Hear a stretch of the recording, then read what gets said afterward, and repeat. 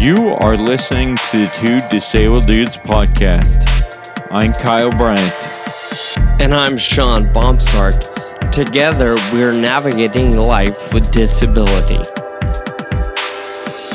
All right, welcome to the Two Disabled Dudes podcast. This is episode 42. Kyle, how you doing today? I'm doing good, man. Pretty stoked to be here, and it's sunny out, so awesome. Yeah, it's beautiful weather lately, and it's great because we're just coming out of Friedrich's Ataxian Awareness Day, so we saw all over social media the guns and the muscles and the tattoos. So what a fun few weeks actually that's been, because we've been kind of pushing it all month, and why not go a couple more days, right? It's not the end of the month yet. We'll just make May our month. So people like guns? Well, like muscles. Like here's check out the gun show. Yeah, right? Exactly. Yeah, okay. Sun's out, guns out. You know. Yeah. So thank you to everybody who's been helping raise the awareness in that manner. So your arms look beautiful. Yeah, baby, big old biceps. So another thing that's coming up, we're in the middle of, we mentioned a couple episodes ago, the Ataxian Athlete Initiative. Applications are available, and that whole process is open right now. Just a few weeks away, or a couple weeks away from closing. June 4th is the deadline for applications. What we wanted to do today was talk to a success story, somebody who has received a grant in the past, and he's a really funny person with an incredible story. So we interviewed him. We'll bring Les on in a few minutes, so we'll play that interview for you. But before we jump into that, Kyle, you've been on the road quite a bit lately, and I understand you might have a couple stories for us, something you want to share on the microphone? Yeah, so I was in California for about a week. So I live in Pennsylvania, but my family's in California, and my niece had her first communion, and she had a baseball game and all this stuff. So I got to see that. And then the next day, our family friends who were instrumental in my first ride across the country, they celebrated their 70th wedding anniversary. So, wedding. 70th wedding, not 70th birthday. No. Yeah,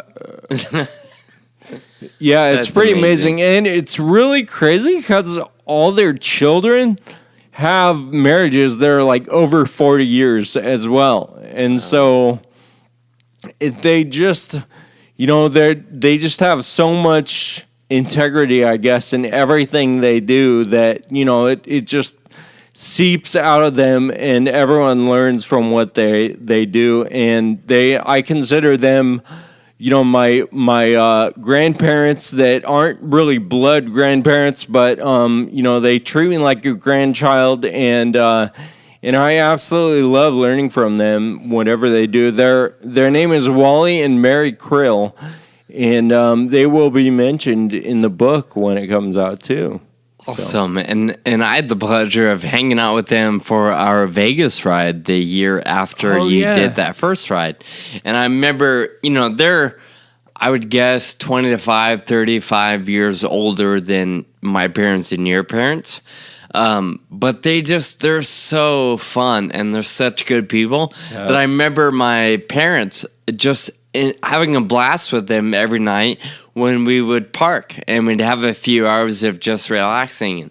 So they're good people, and I'm glad you got to hang out with them and celebrate 70 years of marriage with them. Yeah, it's pretty cool. The whole town came out because it was the who's who of Nevada City, California, because they've just been around so long, and everyone just absolutely loves them. It was great.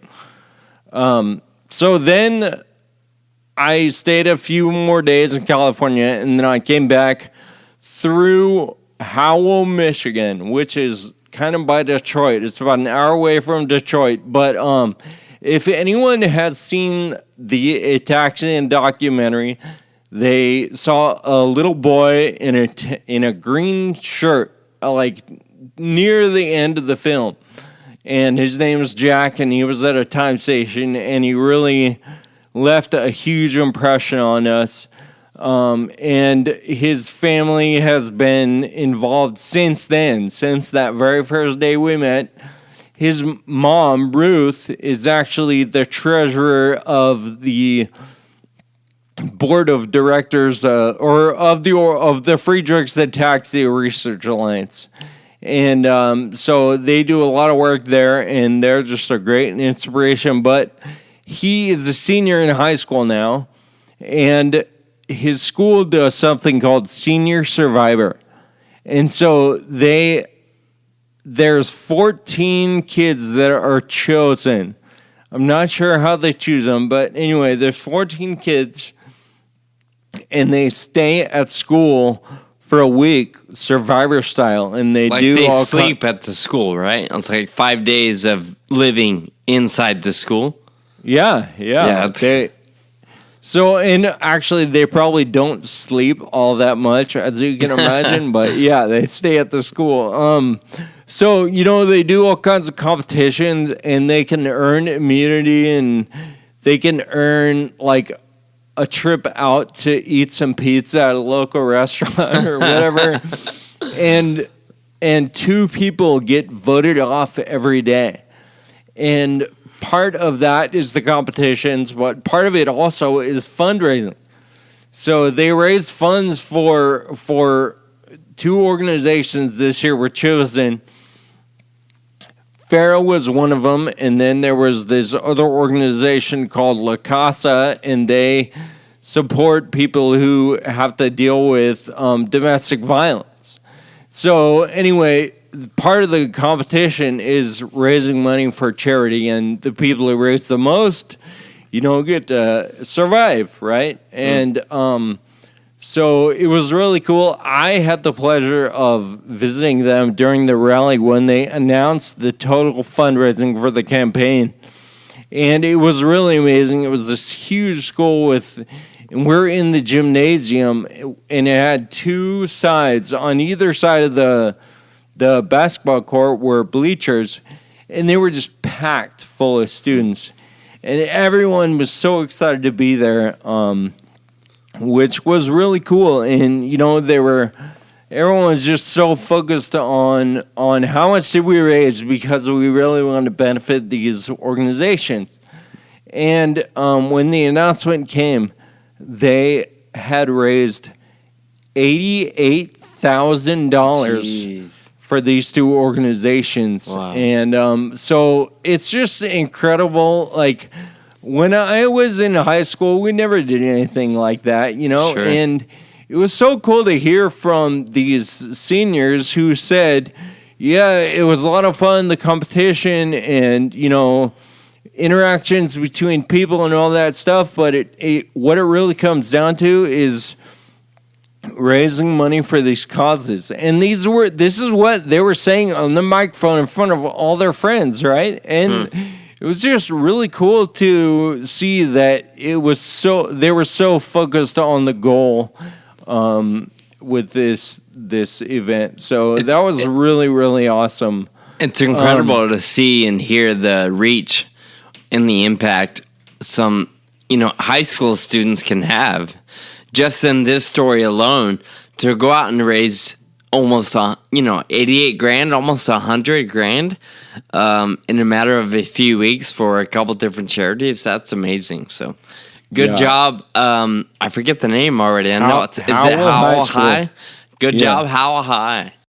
Well, let's play our conversation with Les Ballard for our listeners and get a listen to what this guy's all about and how life works for him. I guess Tennessee is totally the South, right?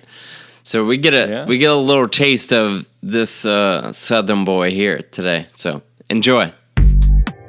Today we have an interview with Les Ballard. He lives in Yuma, Tennessee, and he was a recipient of the Ataxian Athlete Initiative a couple years ago, 2016, I believe, and he received a Catrike Expedition. And we want to talk to him a little bit about what he's done with this trike and how it's impacted his life. So, Les, welcome to the Two Disabled Dudes podcast. Thank you. Good to be here. Hi, everybody. Yeah, all right. Nice. Good stuff. All right. So I first met Les when he came to the Ride Ataxia Chicago. It might have been 2015, I think. And he showed up and he had this KMX trike, which is basically a trike that's made for a child, right? Am I right, Les? Like, Yeah. I mean, it's got a good price tag. Trikes are pricey. That's the reality. And this trike, the KMX, it's got a good price tag, but it's got like 12-inch wheels or something, and like. I think the tallest wheel was like 20, and the front wheels were like 16 or something like that. Yeah, and the ground clearance is probably like half an inch or something. And, yeah, it was sketchy, that's for sure. Well, and where you live, right? You were telling me, you live down dirt roads and stuff, and so it was pretty darn beat up by the time I saw it. Oh yeah. So what route did you ride that day? Did you do the 50? I attempted the 50. I remember it quite well, actually. It was my first Ride Ataxia thing, and I was real excited, wanting to get up there and show out. And everybody, as soon as I maxed out, everybody was switching to second gear. You know what I mean? And they left me, and I accidentally missed my turn and didn't have any water with me, and ended up going like 20 miles out of the way. Didn't see no water, didn't have any water on me. I finally saw a couple of old people. I used their cell phones, and then I called y'all, but nobody answered. And then somebody called the old couple back a few minutes later, and they rode their bikes after me and said, "Excuse me, sir, they're calling you." Oh, wow. Yeah. And by the time I got back there was they wanted to take me to the hospital, but I said, no, I just got out. Oh my! This has quickly become Ride Ataxia horror story episode. Yeah. Man, that sounds terrible. But, it was, but it all played out in the end. I think though everyone admired your gumption. The fact that you wanted to get out there and ride that 50, no matter what. So that was cool. Yeah. Obviously, some things happen that some of them are probably out of our control. Some of them, we got a little far over our ski tips there or whatever. But, everyone admired your gumption. And that's one of the things, that I remembered when I saw your application for the Ataxian Athlete Initiative come in. I was like, this guy has he's definitely got drive. So if we gave him a better machine to use, would that take him farther? That's one of the things we do. Before we go on a little further, let's tell us a little bit about yourself. We know you're from Yuma, which is that city referred to in Kill Bill? It's I feel like I think that it's basically Egypt is where I am. I'm about 100 miles. I'm about 100 miles west of Nashville. Okay. So you're in BFE? Is that what you're trying to say? Oh yeah, I mean I could name the counties, but nobody gives a shit. That's true. So you have Friedrich's Ataxia or a different type of I have different ataxia. They can't figure out what's wrong. I think that I finally got my neurologist to say that I have, I may mess this up, a mutation in my SETX10 gene. Wow. But that's all that they'll tell me, and I don't really care about it. All right. Well, that's one thing about the ataxia community. It's like at a certain point, it doesn't matter which exact gene mutation you have. We're all in this together, and we're all gonna fight back and enjoy ourselves at the same time. So, Right. What got you riding on that tiny piece of crap? Well, I was never able to ride a two-wheeler because, I've had symptoms ever since I was like 2 years old. So I was never able to ride a two-wheeler, and I was always jealous. And when I was around 13, I got my first upright three-wheel Schwinn. Them big blue things with the basket on the back. And I loved it. But when I grew up and when I got me a job and everything, and when I met a woman that said, hey, go to the doctor, they might tell you some good news, and he made me quit my job. So I said, all right, the first thing I'm going to do is buy me a recumbent track and do some of these rides to raise money for FA and stuff, because I've seen it advertised on the internet, and I always thought it would be kind of cool. Yeah. And it's just something to do. So the doctor made you quit your job? Yeah, pretty much. I was working in a factory. It was a liability issue, mainly. I see. Okay. Yeah. Shouldn't have been working there, but whatever. Well, I think we all got one of those stories. Yeah. Shouldn't have taken that job. If we don't have, we should have. Yeah. So you received a Catrike Expedition, which is one of the nicest, one of the best trikes out there. And it actually fit you, and you could go farther and it would not fall apart all the time. Right. And then tell us what happened. Like, how did that change how far you could go and what you could accomplish? Oh, well, it was the sky's the limit. I could go faster. I had more ground clearance, so potholes didn't, bother me near as much. And,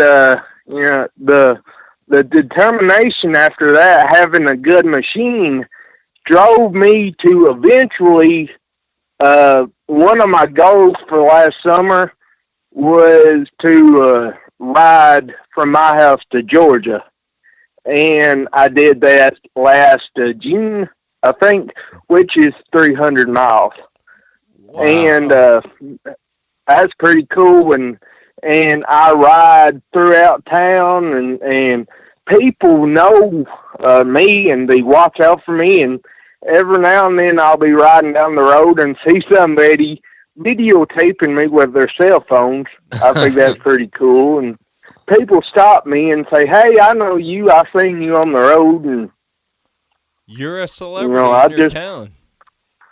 Yeah, I did the local Christmas parade last nice. December. It was kind of cold, though. Okay. Yeah. That's cool. So how did this trip work? Like, was it on a trail, or isn't there a trail between Yuma and Georgia or something? I don't know. How did it work? There's, well, it was sketchy. I rode on the road with the traffic, so that was probably dangerous. And, but I had bigger balls back then than I do now, I think. How long did that trip It take you? took. Well, I took my time. It took me 5 days and 4 nights. Hmm. The last day of which I rode 101 miles, which makes me a century rider, I do believe. Love So that. that's awesome. Where'd you stay overnight? I stayed. One time I stayed in Camden, Tennessee, which I got a late start that day. It was only like 37 miles. And then I rode another 50, and I stayed with family up in Dixon, Tennessee. Then I rode, I want to say 60 more miles and stayed somewhere in Shelbyville and rode a few more miles and stayed at a campground in Eagleville, Tennessee, where I froze my butt off that night. And then the last day, I just pedaled through to the finish line. Nice. So, did you have like a sleeping bag with you, or like how did that work for camping? Did you just kind of sleep on the ground, or what? To be honest, the plan was to stop at motels so I would have a water source, and I took plenty of cash, so it wasn't a problem. Yeah. But the route that I had to take, I wasn't planning on being stuck in Eagleville, Tennessee at night. Okay. And there's nothing in Eagleville. So, I had a 9x12 tarpaulin and a piece of paracord. I ran a ridge line and I parked my bike under the tarp and I slept in the bike. Oh. Oh, wow. Yeah. Apparently. Savage, man. Nice. No kidding. Like MacGyver style over here. Right. Well, this Everything's a story. Yep. That's yep. incredible. Why was your destination was Georgia? What was significant about this particular ride? Like, why did you ride to To be that? honest, I just wanted to cross the state line for bragging rights. Okay. There you go. But I did it at the time where that Great American Cycle thing was going on for raising money for children with cancer. So it was like knocking out 2 birds in 1 stone. There you go. How did you get back? A friend took me up. Okay. Nice. So, what was the hardest part of the trip? The Mont Eagle, without a doubt, Mont Eagle. The mountain. So how long did it take you to climb that? You know what? And how high is that mountain? I don't really know the elevation right now, but if it helps, I believe it goes up to a 10% grade or something. Wow, that's pretty steep. It took about an hour and a half to climb it, and probably about 15 minutes to go down it. Nice. Nice. It scared the crap out of me going down. There was no guardrail. There was no shoulder. There was just a mountain and a fall if I messed up. Wow. Did you, Yeah. I guess you probably rode the brakes on the way down, huh? Or you just let it fly? I rode it down some of the way, and I was riding the brakes a little bit, but I was going like 36 miles an hour. I didn't want to pedal. Good thing I had my clip shoes were stolen in Dixon, Tennessee. Oh my gosh. And my feet have the tendency of falling off, so I try not to go too fast. But they fell off one time going 36 miles an hour, and that did not feel good at all. Oh my gosh. Because this- for people who don't know, when your feet fall off a trike, they hit the ground and then immediately hit the crossbar right under your seat. And so Yeah, so it's not pretty only do painful. you get the shock impact of hitting the pavement, but woof, then you get the crossbar and Yeah. it's just not fun at all. Your whole story is savage. I mean, you show up on a piece of junk bike one day to do a 50-mile ride taxi ride. Yeah. And then you decide to submit an application for an upgrade. You're awarded the Ataxian Athlete Initiative. You go out and get a better piece of equipment, a phenomenal bike, and then you decide to ride 300 miles just for bragging rights. While you're on the ride, you get stuck in some town that doesn't have hotels, and so you throw up a tarp and I forget whatever cord bracelet those are called. Yeah. You sleep under the paracord. tarp for a night. In Somewhere in the right. middle of all this, your fancy pedal shoes get stolen, but Oh, you keep and going. my blanket gets stolen with my pedal shoes, and I don't have wonder you're anything freezing except no wonder Yeah, you're I freezing have your a- butt off. I have a pullover, a long sleeve pullover that's thin. I'm wearing shorts. It's too late for a fire. I don't have a flashlight. My battery's dead. Oh my God! So it sounds like And I don't know if you yes, mentioned this. I was right by a creek to make matters worse. Jeez. So you Yeah. were by yourself on this ride. Yes, sir. This is phenomenal. This is mind blowing to me. Like, I thought I was pretty badass, for riding to Vegas and riding my bike across town, or across the country.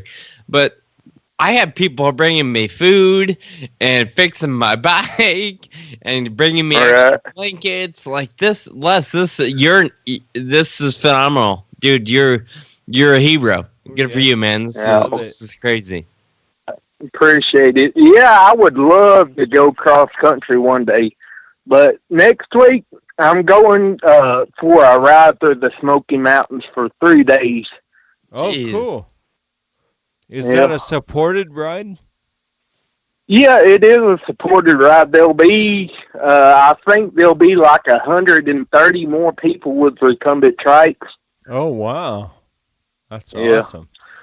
Well, Yeah, it would be awesome. and then the next week after that, you can just leave your house and start riding to California or whatever, right? I mean, come on. All right. Yeah, I'll leave that for a later day. I mean, it is in the cards, but I need to train a lot before I do that. Yeah. But I was thinking one day about riding it to Illinois and doing the ride ataxia thing, Oh, yeah. but I'm not too sure. How far would that be? 'Cause that'd be 600 miles. Wow, that would be incredible. It would be pretty cool. Nice. Under the sun, going about 20 miles an hour, listening to the radio. There's something about it, Yep. Yeah, it's so nice. So tell us about that something. Why do you do it? Like, why are you doing all this? Why do you ride so much? Stress relief, exercise, peace of mind. It just makes my day better. That's awesome. Love it. Well, glad you're doing it, man. What an incredible! These are like pieces of a big story, and I'm glad to hear a bit of it. That's wonderful. Yeah. Well, Thank you. And you're a recipient of the Ataxian Athlete Initiative. This makes us really proud, and I know all the rest of the committee members really proud that you are taking your equipment and using it in such an extraordinary way. And so we're absolutely proud of you. Thank you. Thank you. Yeah, one of the things that goes into the decision factor, or at least a discussion of awarding applicants, is their their potential for being an ambassador. So I love hearing you talk about how people in your town know you, they recognize you, they watch for you, they film you. You got to be a part of the Christmas parade. That's what it's all about, because in all those instances, you get to talk a little bit about why you're in a trike and why you ride, right, and how it's not only stress relieving and good exercise, but like you mentioned, you can't do an upright. And so that just brings awareness to the overall cause to treat any type of ataxia and, of course, find cures for it. So good on you, man. That's wonderful. I appreciate that. So you said your shoes were stolen, and then you rode 101 miles. Like, did you ride that with, like, just regular sneakers, or how'd that work? Yeah, actually, I rode like 150 miles with regular sneakers. Oh my! That's why my feet kept on falling off. Like, either I would have quit or I would have went begging some bike shop to get me shoes. Like, I don't know that I would have just toughed it out like you did. That's incredible. Well, I mean, some people might say I'm just dumb, but some people might say I have balls. A little bit of both would be right, actually, probably. Love it. Good stuff. Amazing. All right, Les, well, thanks so much for sharing your story with us today. I had heard the story and we had talked a little bit, but I never heard so much detail.